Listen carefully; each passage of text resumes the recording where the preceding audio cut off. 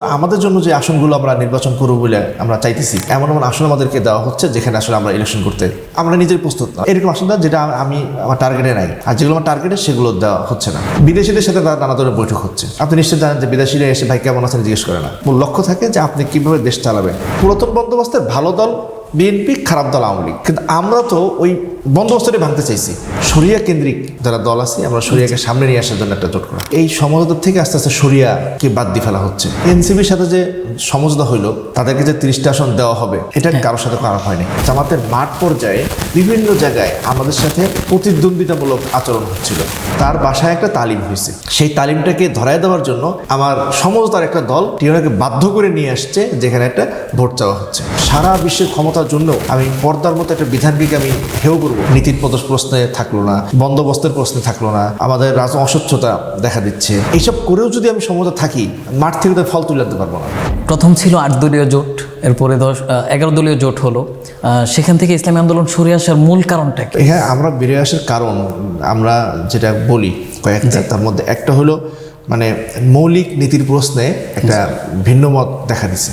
কারণ আমরা যখন সমঝোতা করছিলাম, জি, 8টা ইসলামী দল, এরপরে যারা যোগ হয়েছে তারাও ইসলাম মনস্ক।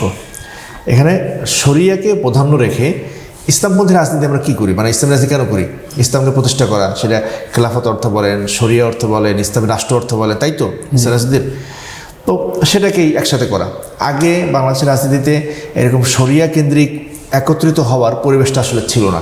আপনি 96-তে দেখেন, 2001-এ দেখেন, 8-এর পরে বাংলাদেশ তো ভিন্ন হয়ে গেল।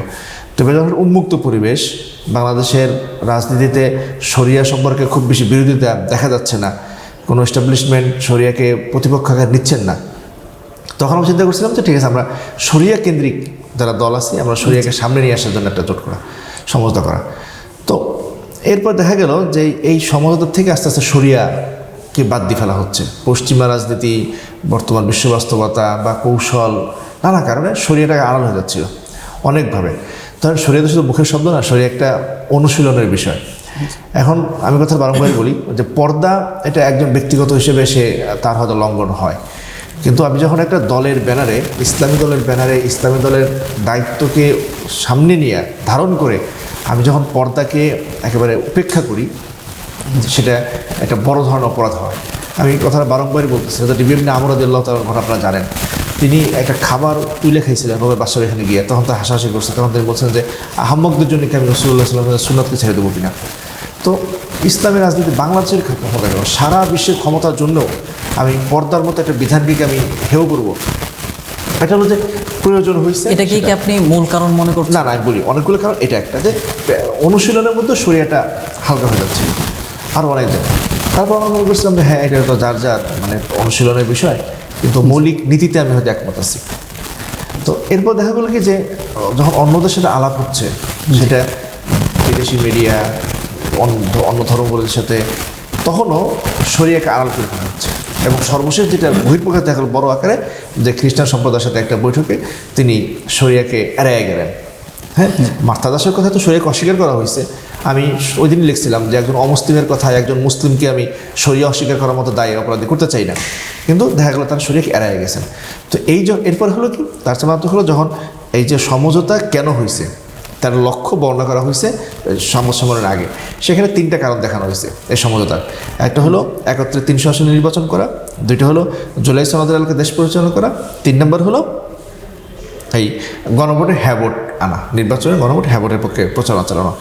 এখানে পরিষ্কার করে আমার শরিয়ার কথা বলা হয় নাই। তো এই যখন অবস্থা যে শরিয়া অনুশীলনে থাকতেছে না, শরিয়ার কথা এড়িয়ে যাওয়া হচ্ছে, তখন আমি মনে করছি যে এখানে আসলে আমাদের থাকাটা সমীচীন না। এটা একটা বিষয়। 2 নম্বর যে বিষয়টা, সেটা হলো যে মানে আমরা একত্রিত হয়েছি কেন, আমরা বিএনপির সাথে কেন একমত হইলাম না, মানে জোট করলাম না বা সমঝোতা করলাম না। বিএনপির সাথে আমরা তো রাজনীতি করছি, একমত কেন হইলাম না কেন? আমি বারংবার বলি যে আওয়ামী লীগের বিএনপি একই বর্গের, একই প্যারাডাইম বলতে এই অর্থে প্যারাডাইম যে দলের লক্ষ্য কী, দল কেন করে, দলের কর্মীদের সাথে নেতাদের সম্পর্কটা কী ইত্যাদি যে ইন্ডিকেটরগুলো আছে, মাপকাঠিগুলো আছে, সেগুলো যদি আপনি একসাথে একত্র করেন, তাহলে বিএনপি হলো পুরাতন প্যারাডাইমের একটা দল, আওয়ামী লীগও পুরাতন প্যারাডাইমের দল, পুরাতন বন্দোবস্তের দল। পুরাতন বন্দোবস্তের ভালো দল বিএনপি, খারাপ দল আওয়ামী লীগ, কিন্তু আমরা তো ওই বন্দোবস্তটি ভাঙতে চাইছি। আমাদের নতুন বন্দোবস্ত এখানে এস্টাবলিশ করতে চাইছি। তো তার মানে বন্দোবস্ত কথা বিএনপির সাথে আমার বিস্তর ফারাক আছে। কিন্তু জামাতের আমির তার সাথে দেখা করলেন, আমরা জাতীয় সরকার নিয়ে নির্বাচনের পরেও আমরা একসাথে কাজ করতে পারি কিনা আলাপ করব। বেগম জিয়া যে ঐক্য গড়ে তুলছেন, সেখানে ঐক্যে পাঠাতন বলছেন, সেখানে আমরা একসাথে কাজ করতে পারি কিনা। তার মানে কি, যেই বন্দোবস্তের বিরুদ্ধে আমি লড়াই করতেছি, সেই বন্দোবস্তের সাথে যদি আপনি নির্বাচনের আগে পরে এক ধরনের কাজ করার চিন্তা করেন, তাহলে তো আমার রাজনৈতিক লক্ষ্যটা এখানে থাকে না। এটা একটা কারণ, 2 নম্বর কারণ। 3 নম্বর কারণ যেটা ছিল সেটা হলো যে একটা অস্বচ্ছতা। আমরা যখন পরস্পর যুদ্ধের ময়দানে থাকি, সেনাপতিদের মধ্যে অবিশ্বাস, সন্দেহ, লুকোছাপা থাকা যায় না। থাকলে সেই সেনাবাহিনী ব্যর্থ হয়। বিদেশিদের সাথে তার নানা ধরনের বৈঠক হচ্ছে। আপনি নিশ্চয় জানেন যে বিদেশিরা এসে ভাই কেমন আছেন জিজ্ঞেস করে না। হ্যাঁ, মূল লক্ষ্য থাকে যে আপনি কীভাবে দেশ চালাবেন। তো কীভাবে দেশ চালাবেন, সেখানে জামাত কী বলছে সেটা আমাদের সাথে শেয়ার করা দরকার না, অথবা আলোচনা করতে দরকার না, সেটাও হয়নি। আর চতুর্থ যে কারণটা, সেটা হলো যে জামাতের মাঠ পর্যায়ে বিভিন্ন জায়গায় আমাদের সাথে এই ধরেন প্রতিদ্বন্দ্বিতামূলক আচরণ হচ্ছিল, অথচ কেন্দ্রে আমরা সহযোগিতামূলক আচরণ, কিন্তু মাঠে সেটা প্রতিদ্বন্দ্বিতামূলক আচরণ। প্রতিদ্বন্দ্বিতা কী হয়, যে একটা গুজব ছড়ায় দেওয়া। আমরা বাংলাদেশের সমস্যা হয় নাই, কোথাও বলি নাই যে 12 দলীয় জোটের বা সমঝোতার নির্বাচিত প্রার্থী, মনোনীত প্রার্থী, কিন্তু অনেক জায়গায় অনেক প্রার্থীরা জামাতে সেটা বলে ফেলছেন। একটা উদাহরণ দিই আপনাকে। আমাদের নারায়ণগঞ্জ যে 4 না 5, আমাদের গোলাম মসিহ সাহেব, তিনি এখানে নির্বাচন করতেছেন, সমঝোতা হয় নাই, তিনি প্রচার চালাচ্ছেন অন্য। তার বাসায় একটা তালিম হয়েছে। হ্যাঁ, সেই তালিমটাকে ধরায় দেওয়ার জন্য টিওনোকে, আমার সমঝোতার একটা দল টিওনোকে বাধ্য করে নিয়ে আসছে, যেখানে একটা ভোট চাওয়া হচ্ছে। সেই টিওনো আমাদের সাথে পরে আক্ষেপ করছে যে ভাই আমি তো আসতে চাইনি, আমাকে একটা ফোর্স করা হয়েছে, তো না আসলে তো আমার বিরুদ্ধে রিপোর্ট যেত। তো এইরকম মাঠ পর্যায়ে প্রচণ্ড রকম একটা অসহযোগিতা দেখা যাচ্ছিল। তো আমাদের কাছে মনে হলো যে আমরা যদি সমঝোতা থাকি, নীতির প্রশ্নে থাকলো না, বন্দোবস্তের প্রশ্নে থাকলো না, আমাদের অস্বচ্ছতা দেখা দিচ্ছে। এখন এইসব করেও যদি আমি সমঝোতা থাকি, মাঠ থেকে তো ফল তুলে আনতে পারবো না। আমার যারা সাথী হবে, যাদের সাথে নিয়ে আমি লড়াই করব, তারাই তো আমাকে নানা জায়গায় বাধা দিচ্ছে। আমাদের প্রার্থীদের বিরুদ্ধে সবচেয়ে বেশি আপিল করছে হলো ওইখান থেকে আপিল আসছে। তো এই বাস্তবতাটা আমরা ফিরে করছি।